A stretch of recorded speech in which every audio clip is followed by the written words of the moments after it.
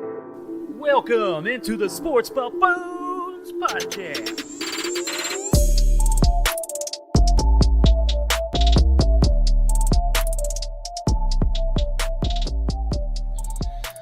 Welcome on in, everybody, to another Monday night NBA discussion, playoff edition, of course, but we got a little extra content today. My name's Tanner of the Sports Buffoons. I got Mike joining us today. Mike, thanks for coming on today. And JG, of course, below us here. So just a reminder here, we are live every Monday through the NBA playoffs here. Just having a discussion about something going on in that channel. And then you can catch us every Wednesday night, 8 p.m. Central, YouTube, Twitch, and Twitter. We'll also be live doing NFL, NBA, who knows what else going on. So we are rejoined today by Nick Botkins from Botkins Comedy. Nick, thanks for coming back on, dude. Always. It's a pleasure, gentlemen. Thank you for having me again. Yeah, definitely. And you got your Tuesday night recap coming up tomorrow, right? Yeah, correct. That's coming out tomorrow. It'll be out tomorrow. We'll recap of all the events, some of the events we're going to be talking about today. We'll talk a little bit of baseball and the Donaldson drama tomorrow. So that'll drop tomorrow night as well. Hey, exciting stuff. So today's show we got lined up here NBA-wise. We're going to talk a little Phoenix Suns drama because there's a lot unfolding over there that, Mike especially, who's a newly fan of an NBA team, the Suns, and it's a lot going on right now. And then JG, Nick, and I'll discuss, talk about the series going on and everything. So just get a little general thoughts. So, but before we start this Phoenix Suns drama, let's bring in some Phoenix coverage podcast. We'll bring in Will and Mag from Redbird Red Zone as well. You can catch them on YouTube. Guys, welcome in. Thank you for joining me. How y'all doing tonight? Thanks for having us on. Appreciate it. Yeah. Real quick, guys, too, is there a certain night of the week you guys go live, or it's just kind of dropping shows as it comes? We kind of just record just on it sometime during the week, and we just drop an episode. We've been really procrastinating on the new one. We've been kind of sitting on our asses. Hey, it's tough this time of year. But we usually drop it once a week during the regular season, and then in the off season we kind of just do like 3 installment podcasts before the preseason starts, and then we get it rolling. So we'll be working on like the post draft and like coming up on what like the back end of free agency that the Cardinals need to do here on our next episode, which we hope to have released by the weekend. But yeah, like Will said, we've been kind of procrastinating and meant to do it last week, didn't do it. So hopefully this week we can get it out there for anyone who wants to some Arizona Cardinals coverage. Awesome. Good to hear. And yeah, we're going to get you guys on for our Wednesday night show at some point when we talk a little Chiefs Cardinals. So, all right, guys, Phoenix Suns, what is happening? What is going on? First off, they just blew a 1-4 seed, first off, matchup against the team they shouldn't have lost to. That's getting currently swept right now by the Warriors. Chris Paul disappears. And now there's 8. So 8 doesn't get signed either for the max contract extension. So now he could be gone. And now we're talking Devin Booker wants to be traded, potentially some kind of rumor going around. Whoa. You haven't heard that one yet? Oh, man. No. That's what I've heard. Well, I mean, what are you guys hearing? What are you guys hearing as Phoenix coverage? So I think this offseason begins and ends with DeAndre Ayton. That game 7, he played 17 minutes, only had, 7 points, 5 rebounds, something like that, 5 points, 4 rebounds. And he got benched. He got benched by Monty, and rumor has it he pulled himself out of the game and said he didn't want to go back into the game. Yeah, and I mean the writing was on the wall last offseason when we did not give him that 5-year contract max extension. And then the very next day after we got booted out of the playoffs, Monty was doing an interview and he named a handful of like the young guys and like the main core of the group, and he left out Ayton. So Suns fans are running with that. He even listed Landry Shamet. So it's like people are like, whoa, whoa, whoa, whoa! Like, what is going on here? I've been pro Ayton this whole time, and it seems like he has risen to the occasion these last two postseasons. He kind of faltered against the small Mavs, and I'm at the point now where I would almost be more surprised if he's on the team to start next season, either by a sign and trade. I think he's gone, or him being a restricted free agent. Someone's going to offer him the max that we just won't match. Gotcha. Mike, what are you hearing? What do you see? Because I know you kind of follow these guys too a lot. Well, yeah, I mean, it's a big concern, obviously, that there is a possibility out there that Booker could be traded because I think that, I mean, I understand here we're talking about Ayton right now and how the offseason runs through him, but really, if you let go of Booker, then you might as well blow the whole thing up and just start all the way over because I see this team as a situation where if you can get another guy maybe to replace Chris Paul, because I just do not see him being effective when it comes time down the stretch of the playoffs now 2 years in a row. I'd love to find someone new to take over that role potentially and keep this thing rolling because otherwise just blow it up and start all over again and then you're back to square one. And I don't know what you're going to get out of a trade for a guy like an Ayton or a Booker, but to me it's like let's not end this yet because these guys are still youthful at some of the core pieces of the team. So that's my biggest concern right now as a newfound Suns fan. I don't make guarantees often. I will guarantee you Devin Booker will be on the Suns to start next year. That's a RBR podcast guarantee. So if it's not correct, we'll just blame Will.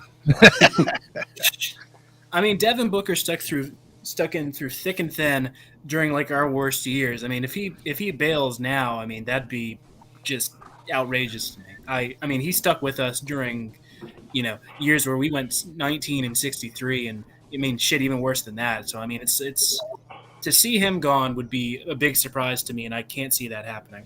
But is this coming from Booker or from the team as far as the potential of a trade? It's got to be from outsiders. It has to be an outside. I know who's that Rand Paul or not Rand Paul who's with the Mets now or not the Mets, the friggin' Nick. He's with the Nick higher up. Bill Jackson? Rich Paul. Thank you, Rich Paul. Rich Paul. There's been these rumors. I feel like Rich Paul's thrown out there, getting him to one of these big coasts for years now. It seems like. So I cannot see how it's on Devin Booker's side, to be honest. Especially like Will said, everything he's stuck through, and now been to the finals, went to a conference finals again, and we're not too far off. Even if we do run it back, if we can make one or two moves, we should be right back up there. Right, because there wasn't a lot of change this offseason either. So a lot of the big change was. We were trying to get hyped over JaVale McGee. That was our yeah. So that's how last offseason went. I think a lot of these like fans of these big teams like the Knicks and just like these legacy teams see teams like us, like the Suns, or these like smaller market or lower level teams to them as teams that don't exist as for any other reason to like trade to them. Like a farm system. Yeah, we see it as Arizona sports fans with the Diamondbacks. We see these guys get Diamondbacks are a great example. Oh. Yeah. Yeah. So like, I remember at some point last year there was like a ESPN headline. Mind you, we were the second or first best team in the league last year during this point. It's like, should Devin Booker be traded to the New York Knicks? It's like, what the hell, man? Contention. Wow. Nick, what do you got, man? So here's the thing: is DeAndre Ayton's a good player, boys. I mean, I think we can all agree with that. But he is not a max player. This is not 1995, where pay the big man the max money. This is 2022, going to be 2023 season. DeAndre Ayton is a good big man, but this day and age, the way the game is played, it's guard oriented. Can DeAndre Ayton step back and carry? Can you look at DeAndre Ayton and say, "Hey, that's the guy that's going to carry us to our championship"? Is he the generational talent player? No, he's not. He's a good player. He can't shoot threes. He's a good player, and clearly he don't have it right here through the ears either because he missed a season. I can't remember whether it was like drug related or like something. Banned substance. Banned substance. Okay, so he's already been in trouble. So maybe that's the reason the Suns aren't offering the max. There's something inside that organization, they know that we're not offering the player the max. The guy to build around and still continue to build around is Devin Booker. And Mike said you can't trust Chris Paul the last 2 years. You can't trust Chris Paul the last 15 years in the postseason. I hate to say it with Ayton. I mean, there's some players that have it, have that dog in them, have that energy. He just doesn't have it. Yeah. Guy's name's Jimmy Butler. That's a guy that's got a dog in him. DeAndre Ayton's a little puppy.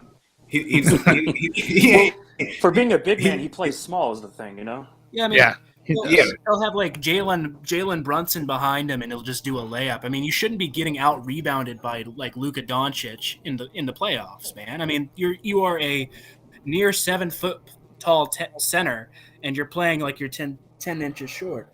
But no, that's a good point you made though, where he doesn't like shoot threes like that, and I do feel like if he is gone, they'll bring in somebody who does have a little bit more of an outside range to spread the offense and the defense up a little bit, because we saw in that Mavs series, the Mavs outshot us in threes by 15, 20 per game. No matter how good we were in the mid-range, we have to do a better job of creating more 3 attempts, shooting threes, and getting to the rack. And DeAndre, and the game nowadays is you're big, he needs to pretty much spread it out wide.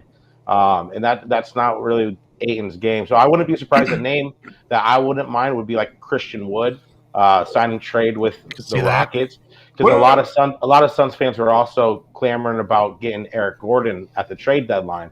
So those could be 2 guys in a package deal that contracts actually, I believe, would line up with the Ayton sign and trade. So that would be one of my ideal trade scenarios if he is gone.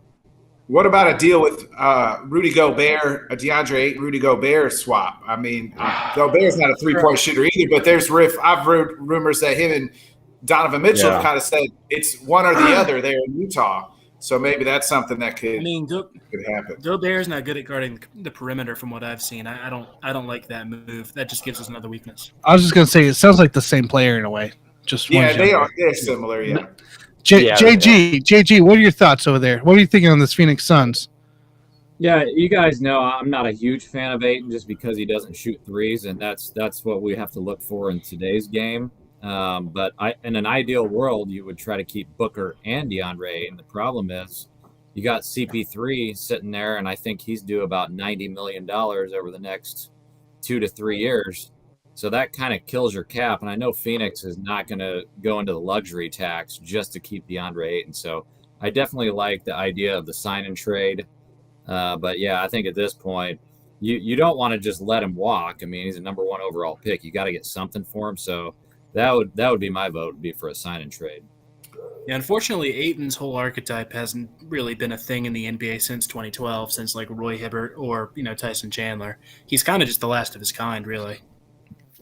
Yeah, it's true. That's true. Now, before we disperse here, I got a topic for you guys. Chris Paul, do you keep him, or do the Suns need to try to move this guy? Period. I would like it if they did, but I wouldn't hate it if they didn't. I mean, the thing with Chris Paul's contract, it looks loftier than it actually is, because they can have him play this year and then void the rest of his years and only take $15 million in dead cap hit.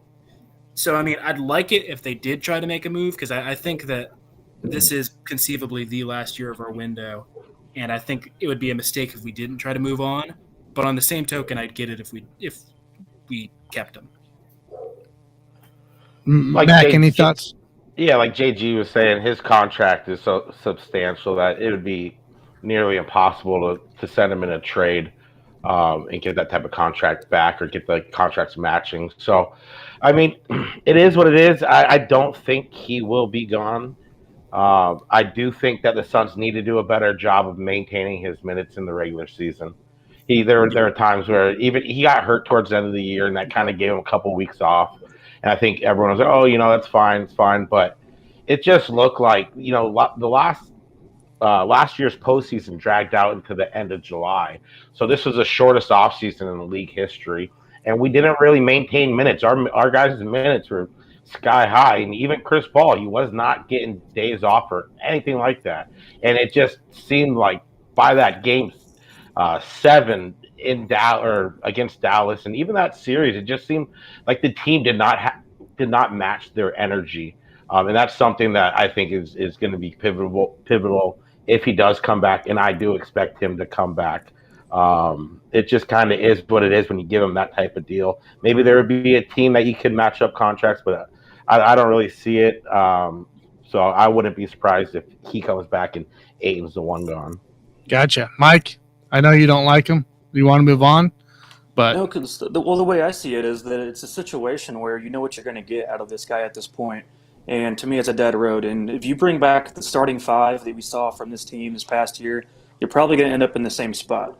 And Yeah, what I want, continuity is a dirty word to me. I don't want to hear that right now. well, right, because obviously we've gone through this now 2 years in a row with essentially the same team.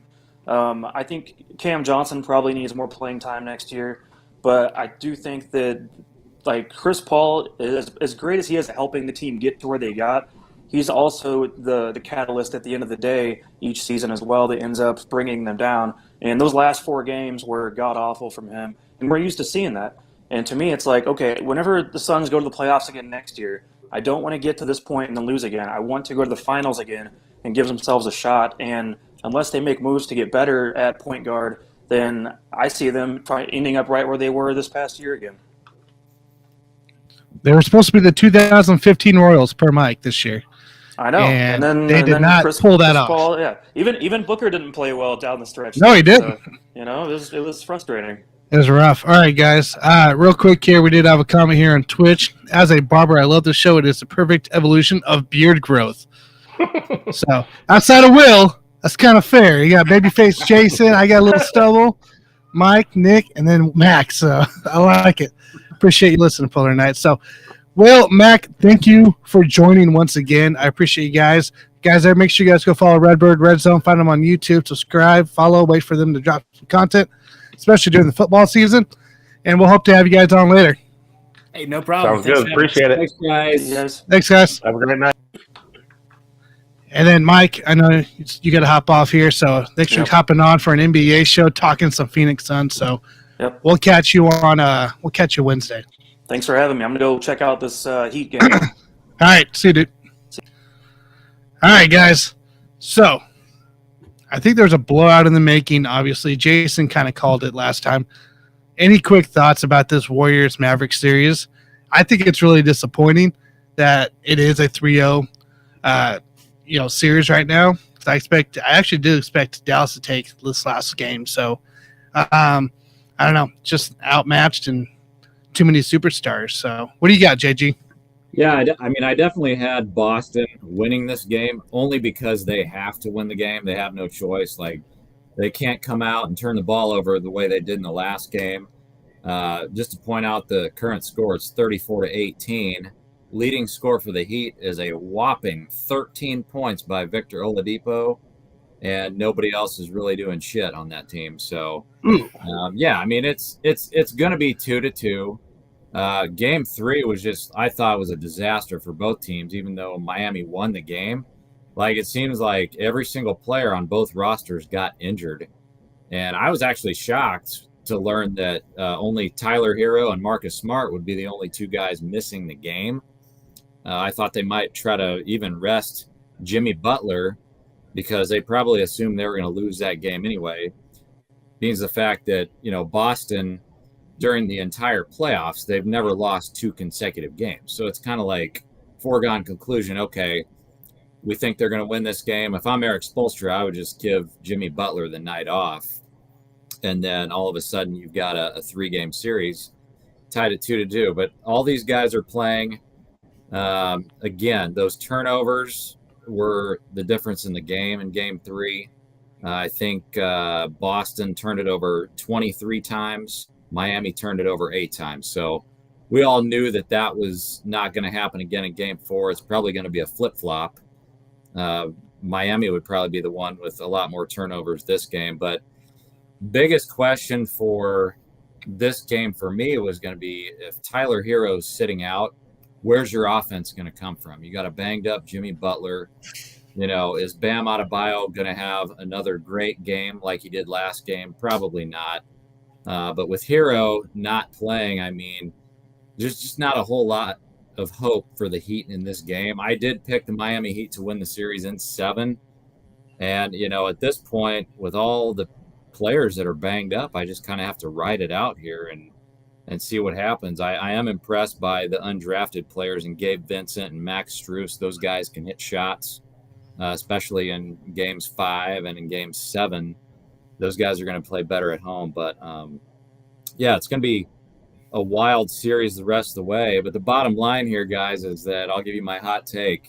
It doesn't even matter who wins this series because since they're both banged up, I thought the Warriors would destroy either one of these teams anyway. Now that they're both banged up, I mean, it's not going to be pretty. I mean, I'll give them the benefit of the doubt. I think Golden State will win the finals in 6 games, no matter who it is. But I'm not going to be shocked if it's a gentleman's sweep in the finals because, you know, the Golden State Warriors are just going to be sitting there. Whether they win game 4 or win game 5, it doesn't really matter. They're going to have so many days off to rest. And they have so many weapons on that team that you know, whoever it is, Miami, Boston, doesn't really matter. I can tell you that right now. They're both going to get just slaughtered. So, but I'll wait for you guys' takes on the Celtics versus the Heat. Yeah, what do you got, Nick?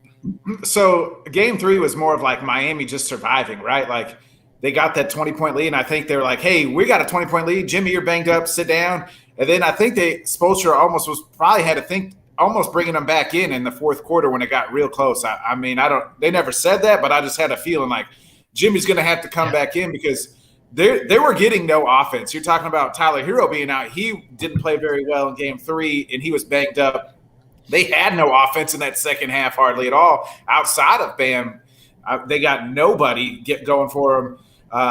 In Boston, just like where was Jason Tatum game 3? I'm kind of with you on that. Like you knew game 4 was going to be different because of the turnovers, and Jason Tatum was nowhere to be found. Everybody else showed up. He decided he wasn't going to play in game 3, but you know he's not a no-show for 2 games in a row. He was going to show up tonight and show out. I had it Boston winning this pretty easily in 2-2, even it up 2-2.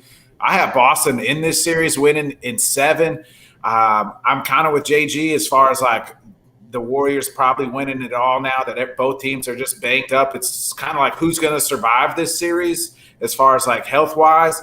And I just think that Boston's just a little bit deeper. I think Grant Williams coming back tonight is going to help Boston. He's playing tonight to take away from what Bam is doing. So I think that's going to help them. It frees up Al Horford as well. So I like Boston going, even more going forward. I mean, that's just kind of how I like it tonight. Yeah, I kind of agree. I think Boston actually does win the series. But if you're going to tell me that the Golden State Warriors will almost have pretty much a week, if maybe a little less or whatever, pending how this goes, Golden State isn't going to be in the finals, period. If Andrew Wiggins is playing like he should, like he is right now, against any of those 2 teams, it's game over. It's game over.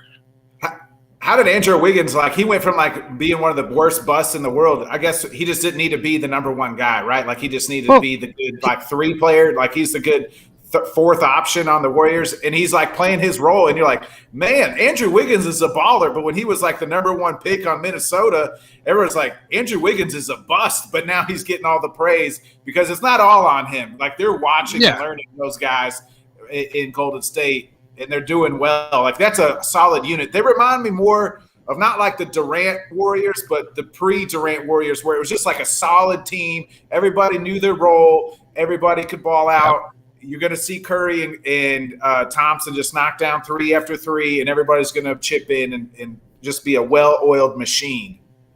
Yeah, but you got to remember, too, Wiggins wasn't actually the number 1. Towns was.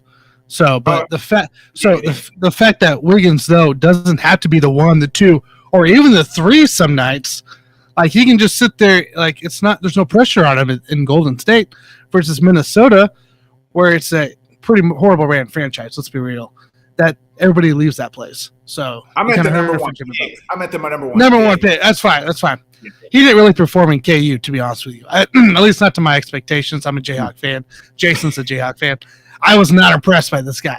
So I didn't have high hopes with him going to the NBA. But I think the fact for Wiggins is just the new atmosphere going into just Golden State to a winning environment, to a winning franchise with a winning coach. And these guys that have been together so long, it's just new morale. It's new chemistry. And he's this is how it's supposed to be done. I don't have to put this on my back now. A sustained culture is what they Yes. have. A sustained culture. And then you look at the best organizations in all of sports, they have a sustained culture. And guys who've been doing it, it started somewhere, and the guys who've been doing it for the last 6-7 years. And the Warriors have a sustained culture with it, with Kerr and how they do things top to bottom. Yep, that's right. Any other thoughts, JG? I would just say with the Wiggins thing, I mean, the guy's only 27 years old, and we all thought before he became a bust that he would be the next MJ or the next LeBron. Well, he never really had a chance in Minnesota because their player development apparently was trash. They don't develop anybody. And now all of a sudden he's in Golden State. I mean, this is like day one for him. He's 27 years old. I mean, I think the sky's the limit for this guy.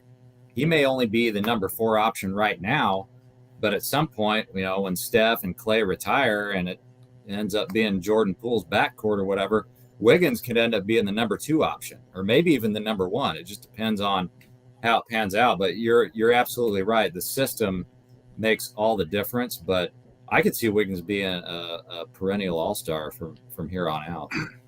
Right.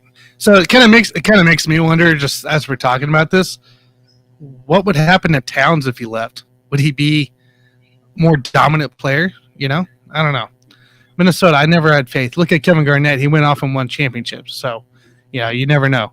Garnett was a stud, though. He was. Yeah. I love Kevin Garnett.